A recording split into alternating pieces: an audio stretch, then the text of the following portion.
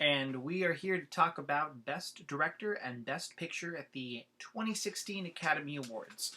It's taken me a little bit of time to make this video, and the reason why I waited so long was two reasons. One, because I've just been really busy, but the other reason is because you need to kind of wait sometimes with this, because this is one of those years where rather it's been very unpredictable, the race has become very predictable now, and that's because you were waiting for a few key things. The Guild Awards, like the SAG, Producers Guild, Directors Guild, I was kind of waiting for those things to announce before I went ahead and made this video, because they were the most telling things.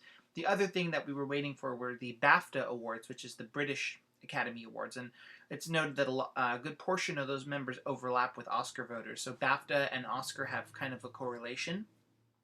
So I wanted to see where they were going with this as well. So now that everything's been sort of spoken for, and now we're basically just waiting for Oscar Sunday, here are my predictions. Now, it's a little after the fact, but I basically have all along been predicting a particular film to take first place.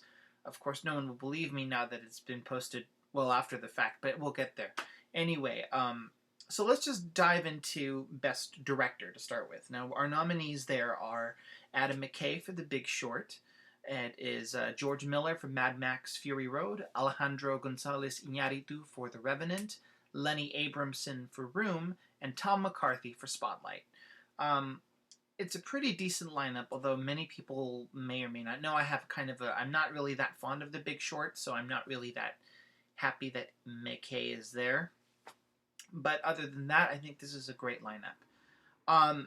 This race was, I think, at some point kind of a mystery as to where it was going to go. I don't think that's the case anymore. Basically, what's happening is that Alejandro Gonzalez Iñárritu has won the Golden Globe. He's won the Directors Guild Award. He's won the BAFTA Award. So he's got these big prizes. But the biggest thing that people are saying that's against him is that, well, he won last year for Birdman. So you're going to give it to him 2 years in a row? Well, only two directors have ever done that. Those are John Ford in 1940 and 41 for Grapes of Wrath and How Green Was My Valley, and Joseph L. Mankiewicz with A Letter to Three Wives and All About Eve. And the last time that happened was 1949 and 1950. So director has not won back-to-back. Also, historically, a director has not taken home Best Picture 2 years in a row, in which a film directed by the same person winning 2 years in a row. So this could break a lot of records. It's also nice to know that, even despite the whole Oscars so white controversy, we have a Mexican director at the helm of winning 2 Academy Awards in a row, which is pretty good. Now, the case I see for Iñárritu winning for The Revenant, other than the fact that he's won all these awards, is that, just from a directorial standpoint, the scope and magnitude of this film is big. It's ambitious, it's uncompromising, it's relentless, it's beautiful also, and it's a painstaking labor of love. He really went out on a limb to shoot the movie the way he wanted to, using natural light. Just from a visual, directorial standpoint, this is one of the best directed films of the year, and I think Hollywood's embracing it. Iñárritu is in his kind of auteur phase where he's being loved by the Academy. He can do no wrong. And literally, the guy has made... This is his, 6th film, I think, and every single one of his films has been nominated for at least one Academy Award. He is a powerhouse and an awards favorite. This is his 3rd time being up for Best Director, so, the momentum seems on him. The Revenant's got 12 nominations for Best Picture. I don't see him losing. Now, a lot of people are still pulling a lot of hope for Adam McKay or Tom McCarthy or George Miller. A lot of people think George Miller can pull off an upset. Now, here's why I don't think it can happen. George Miller did win a lot of Critics' Awards. He won the Critics' Choice Award. But when it came down to the big wigs, Golden Globes, he didn't win. DGA, I think that was a critical win he needed. He didn't get it. And sadly, he wasn't even nominated at BAFTA. So Mad Max, I think, is going to dominate the technical fields, but it's going to lose when it comes up to the top slots for directing and Best Picture. Unfortunately, I think Mad Max will be written off as a genre film, and George Miller has a huge fan base, but I just don't think it's going to be enough to trump the sort of gargantuan that is The Revenant. The other person that could possibly get it is Adam McKay for The Big Short. And I'm only saying this because the Producers Guild went for The Big Short, so there's a lot of momentum for that film. McKay got a Directors Guild nomination, which is really strong. But he's also known as the guy who's anchored broad comedies like Anchorman, etc. with Will Ferrell. And perhaps he's still kind of new to the game. He hasn't paid his dues yet. There's a lot counting against him in that department. Somebody who has paid his dues more and is great is Tom McCarthy for Spotlight. However, McCarthy, despite Spotlight being this big Best Picture frontrunner and having won tons of critics' prizes, including the Critics' Choice and everything, McCarthy hasn't won anything. He's lost everything. He's lost Globes, Directors Guild. I don't think he was nominated for BAFTA.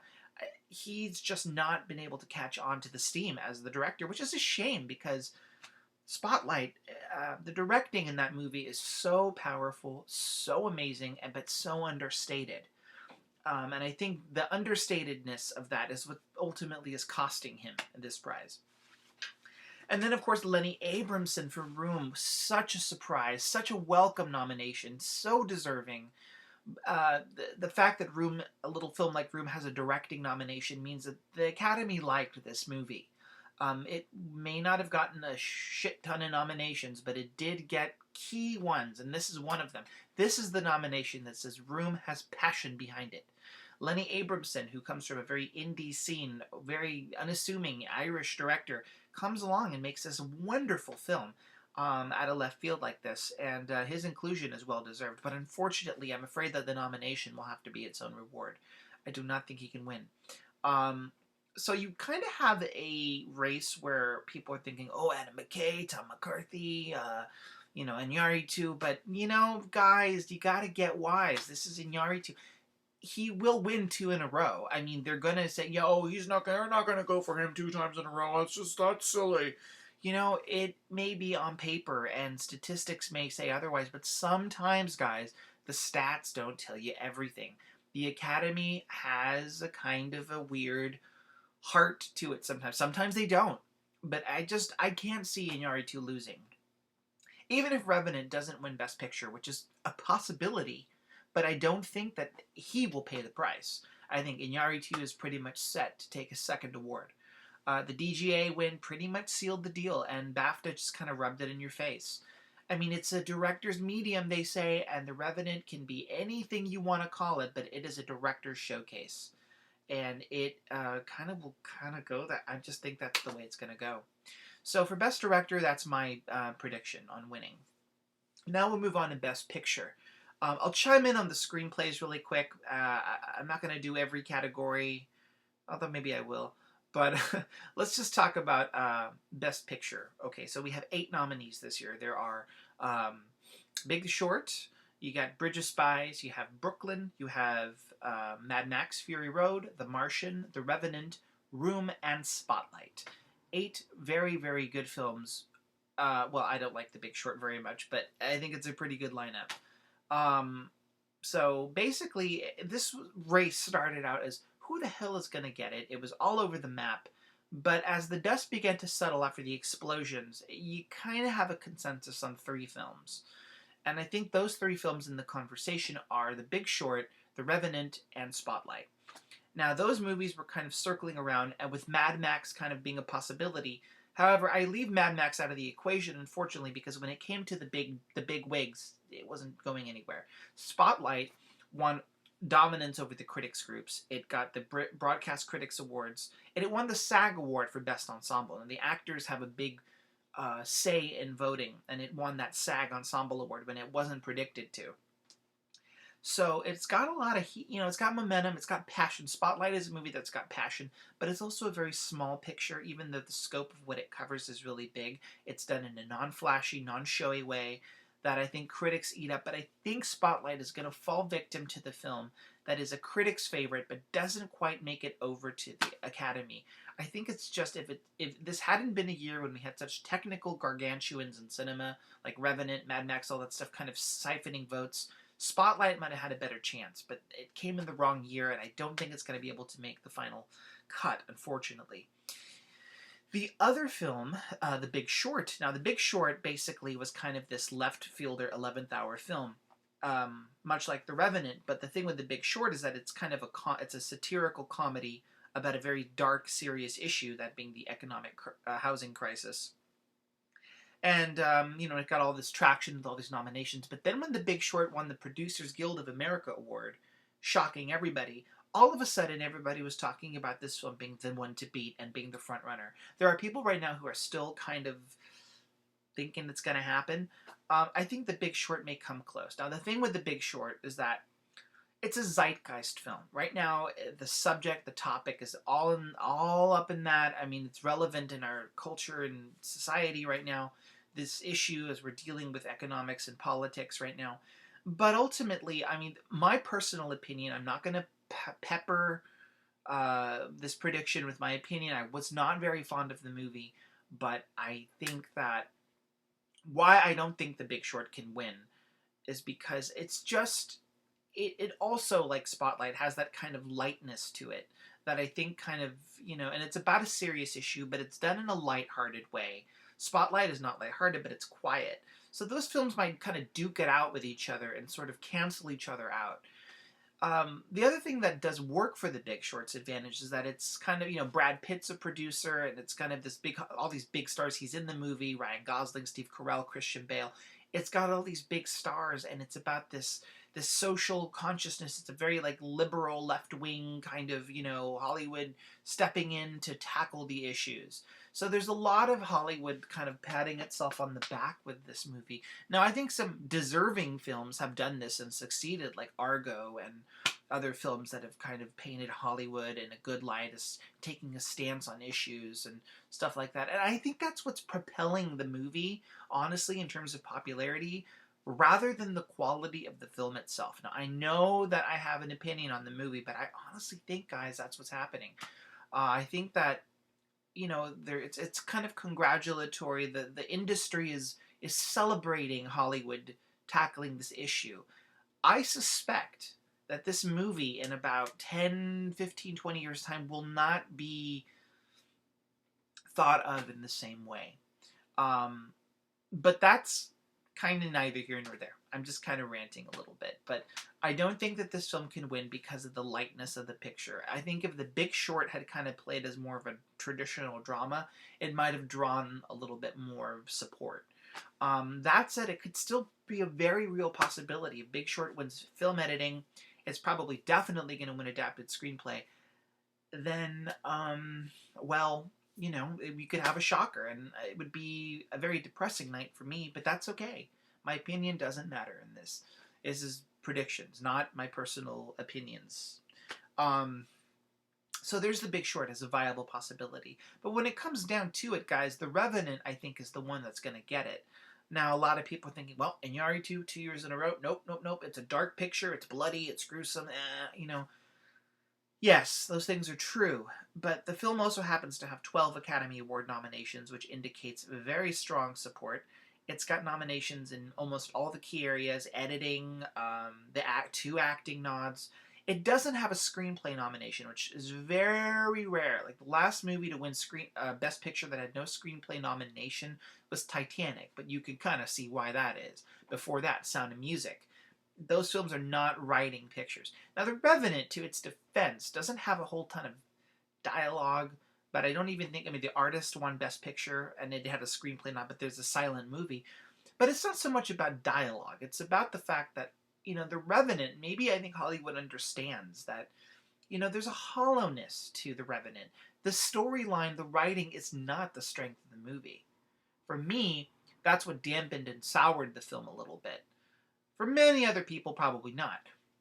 But they're probably going to also agree with you that the writing is not the strong point, and there were a lot of worthy contenders in the category.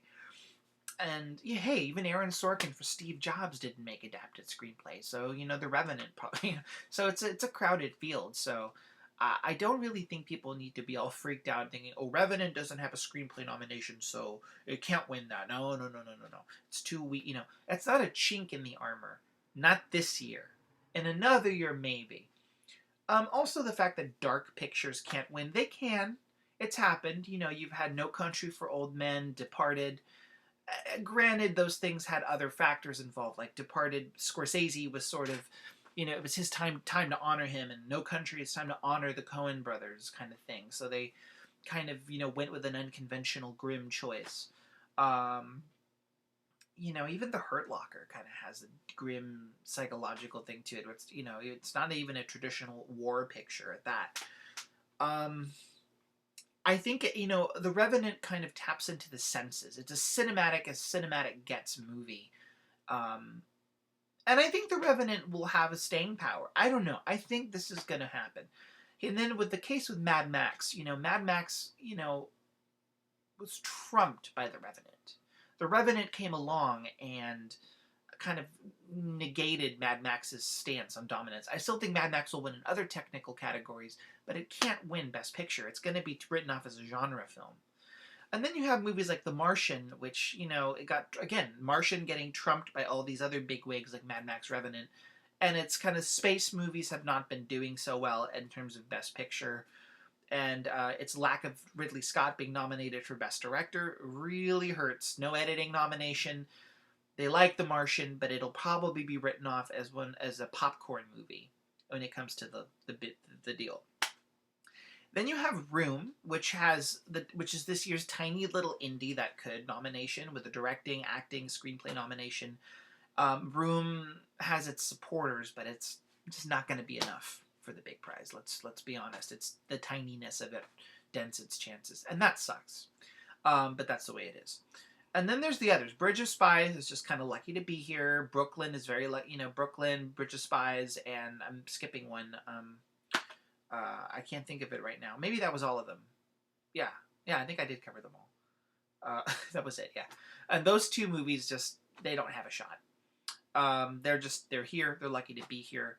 You guys, The Revenant is going to get it. Revenant got now, it didn't get the Producers Guild Award, which, was a little scary.